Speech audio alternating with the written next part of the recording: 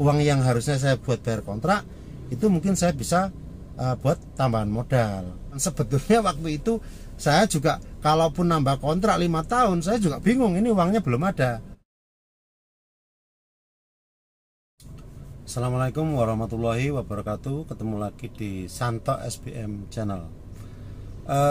Kali ini saya mau melanjutkan video terdahulu. Saya membahas tentang kontrakan bengkel yang mungkin saat perpanjang sulit, kemudian naikkan terlalu tinggi, atau bahkan pemilik kontrakan bilang nggak dikontrakkan lagi. Nah, mungkin kemarin di Facebook banyak teman-teman yang salah paham, jadi komennya rame, tapi ya saya senang aja, enggak apa-apa. Ternyata banyak yang respon.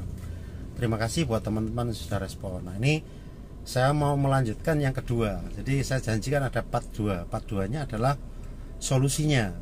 Solusi menurut saya, karena saya cerita atau saya share ini apa yang saya lakukan.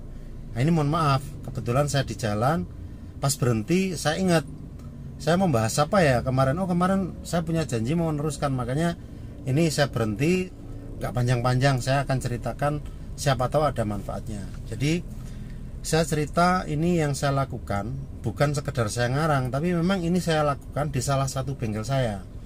Jadi mungkin teman-teman yang belum tahu, saya ada bengkel beberapa, yang ada yang sudah milik sendiri, alhamdulillah, dan alhamdulillah masih banyak yang kontrak. Jadi yang kontrak lebih banyak daripada yang milik sendiri, tapi tidak apa-apa, itu bagian dari proses menurut saya. Nah, ini saya melakukan sistem ini di salah satu bengkel saya yang ada di Blitar. Caranya gini teman-teman, jadi ketika bengkel itu jalan, makanya saya bilang bengkel itu butuh administrasi, butuh manajemen. Jadi pencatatan, baik itu manual atau komputer, itu penting. Kenapa? Karena kita bisa mengukur berapa pendapatan bengkel itu. Nah, salah satu bengkel saya yang ngontrak di Blitar itu, karena ada laporan, kan kita pakai komputer kebetulan. Jadi laporan bulanan kita itu sudah tertata rapi. Jadi setiap bulan jasanya dapat berapa, mulai Januari sampai Desember itu saya lengkap.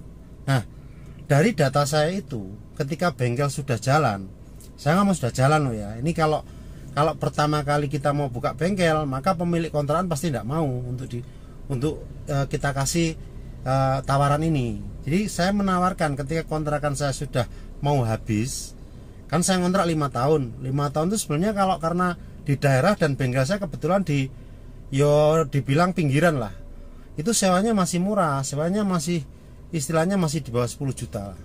Nah, dari situ saya mengajukan ke pemilik kontrakan, Pak, ini saya kontrak 5 tahun, terus ini sudah berjalan 4 tahun, saya kurang setahun. Nah, tahun depan kalau saya harus ngontrak lagi, itu istilahnya kenaikannya berapa. Nah, itu kan kita memang kesepakatannya 5 tahun, tapi setelah 5 tahun itu kan saya negosiasi lagi ke pemilik kontrakan. Terus kemudian bapaknya ngomong, ibu ngomong lah, terus pantasnya berapa loh mas, ya, kan gitu. Nah, kalau ngomong pantas dan tidak pantas kan susah saya. Makanya saya munculkan ide saya. Kebetulan saya datang, saya sudah menyiapkan, saya buatkan laporan itu kan lengkap, saya print out mulai Januari sampai Desember, kan saya ada pendapatan jasanya berapa, itu ada. Saya tawarkan ke bapak pemilik kontrakan sama ibunya, Pak, ini pendapatan saya dari Januari sampai Desember tahun kemarin ya. Terus kemudian dari hasil itu jasanya itu nggak mesti, kadang-kadang 15 juta, 17 juta, ada 20, bahkan tertinggi itu di angka 25 juta. Itu jasanya. Buka aja data saya buka ke pemilik kontrakan. Terus kalau saya boleh mengajukan, Pak, mungkin Bapak tertarik atau Ibu tertarik, saya tidak ingin merugikan Bapak sebagai pemilik rumah, tapi saya juga tidak ingin terbebani, maksudnya membebani saya, karena saya juga gaji karyawan. Nah, ini saya tawarkan, gimana kalau jasanya ini istilahnya kan bottomnya tadi terendah kan 15 juta. Berarti kalau saya nanti istilahnya bengkel saya itu nggak sampai 15 juta jasanya, maka saya harus tetap mengeluarkan. Nah, ini saya tawarkan dari jasa itu 10%. Gimana kalau saya kasih istilahnya setiap bulan ke bapak ibu 10% dari jasa saya. Kalau jasa saya 15 juta, maka saya memberikan 1,5 juta. Kalau jasa saya 20 juta, maka saya memberikan 2 juta. Kalau jasa saya 25 juta, berarti saya memberikan 2,5 juta setiap bulan tanggal 1. Itu yang saya tawarkan. Kenapa kok seperti itu? Ya memang kalau dihitung bulan 1 sampai bulan 12 atau 12 bulan, hitungannya jauh lebih besar daripada nilai kontraknya. Tapi itu kan meringankan saya sebagai pemilik bengkel. Saya lebih diringankan karena bayarnya 1 bulan. Karena tiap bulan kayak kita ngekos gitu ya, sewa tiap bulan. Terus kemudian bapak ibunya ternyata setuju. Yes mas, aku ikut itu aja. Jadi kalau nanti jasanya 20 saya dapat 2 juta ya. Kalau 25 saya 2,5 ya. Kalau paling sepi mas, kalau paling sepi umpama ini kan sudah berjalan kan minimal kan 15 juta pak. Tapi kan jarang sekali di angka 15 juta. Tapi kalau sudah berjalan dan kebetulan bengkel sepi, nggak sampai 15 juta, saya kasih bottom saja pak. Bottom batas bawah. Batas bawahnya saya kasih 1,5 juta.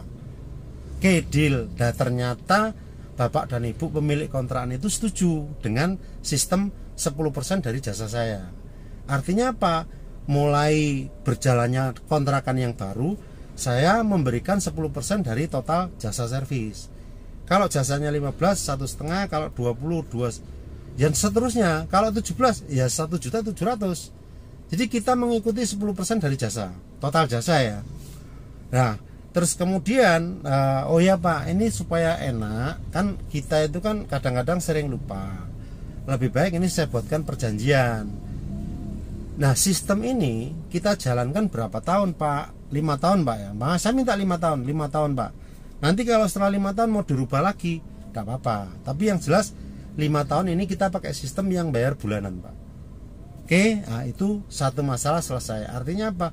Ketika kita istilahnya membayar, ini sama-sama diuntungkan ya. Saya tidak ingin merugikan pemilik kontrakan.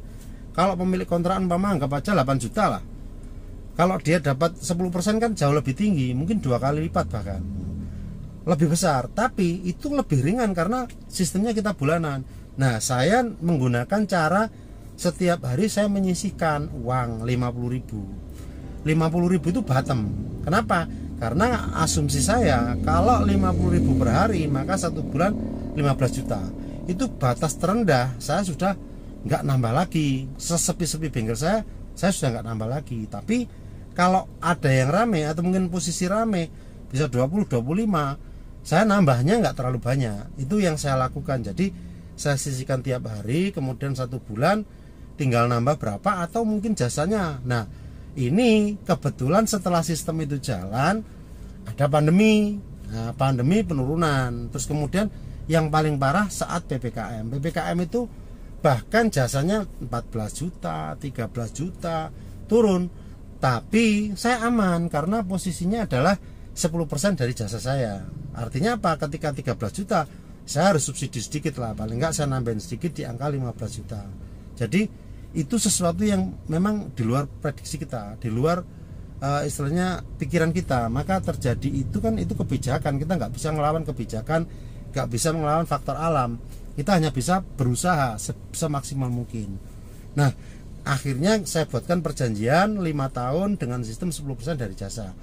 Oke ya teman-teman ya. Jadi seandainya ini jalan, maka itu meringankan saya. Bisa buat tambahan modal. Uang yang harusnya saya buat bayar kontrak, itu mungkin saya bisa buat tambahan modal. Nah, kebetulan sebetulnya waktu itu saya juga kalaupun nambah kontrak 5 tahun, saya juga bingung, ini uangnya belum ada. Uangnya kepakai yang lain buat subsidi gaji dan yang lain-lain. Nah, saya pikir wah, ini istilahnya mungkin itu keberuntungan saya ya. Jadi teman-teman, ini saya lakukan ketika bengkel itu sudah jalan. Saya hanya mencoba saja, ternyata jalan, ternyata mau. Jadi bengkel saya yang satu itu sudah menggunakan sistem 10% dari jasa ke pemilik kontrakan.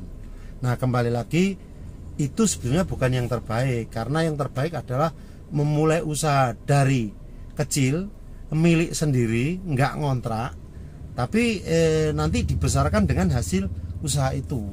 Tapi ya ini yang bisa saya bagi, karena memang kebetulan bengkel saya istilahnya ada beberapa yang ngontrak gitu loh. Jadi sistemnya saya rubahin. Nanti saya ceritakan lagi kontrakan yang lain gimana. Jadi oke ya, ini hanya berbagi, ini hanya sharing. Siapa tahu ada manfaatnya, siapa tahu bisa digunakan di bengkel teman-teman supaya kita bisa nambah mungkin modal buat usaha. Jadi kata kuncinya adalah saya tidak ingin merugikan pemilik rumah kontrakan. Pemilik kontrakan juga ingin bahwa membantu saya bahwa supaya bengkel saya tetap berjalan, anak buahku atau karyawanku ya enggak masih punya pekerjaan. Jadi sama-sama mendoakan. Keuntungannya adalah ketika sistem ini dijalankan, maka saya berdoa bengkel saya biar rame, pemilik rumah juga mendoakan. Kenapa? Karena semakin besar jasanya, maka pemilik rumah diuntungkan juga, semakin besar pendapatannya. Nah, terus pertanyaan terakhir, ngontrolnya gimana Mas? Nah, itu pertanyaan yang paling penting adalah kontrol. Nah, kontrol itu karena kita sudah pakai sistem, pakai komputer, kemudian jasanya berapa, itu semua sudah bisa dibaca. Jadi kebetulan saya kan tidak selalu di Blitar, saya di Surabaya. Jadi saya persilahkan Bapak Ibu kalau mau melihat datanya ke bengkel silahkan dibuka. Ada admin yang bisa dibuka aja, dicek aja, enggak apa-apa. Komputerku dibukain semua, enggak ada masalah. Karena memang kita enggak ada yang dirahasiakan. Loh Mas, pemilik kontrakan jadi tahu dong pendapatan sampean berapa. Ya enggak apa-apa. Tahu pun kan enggak ada yang dirugikan. Saya juga enggak merasa dirugikan. Karyawan saya suruh buka semua, pemilik kontrakan juga saya suruh buka, ya karena enggak ada niat apa-apa. Kita cuma pingin usahaku jalan, pemilik rumah juga mendukung, jadi tetap jalan sama-sama, itu sama-sama diuntungkan. Intinya apa? Jadi pemilik kontrakan bisa melihat data, saya juga bisa melihat data. Ini keterbukaan. Dan setiap bulan saya pasti print out jasanya dapat berapa, saya setorkan. Ketika saya setor laporan, anak buahku tak nyetor laporan, aku transfer ke pemilik kontrakan. Jadi sama-sama jalan. Nah, ini yang bisa saya bagi, ini yang bisa saya share ke teman-teman. Ambil yang baik, buang yang buruk. Terima kasih.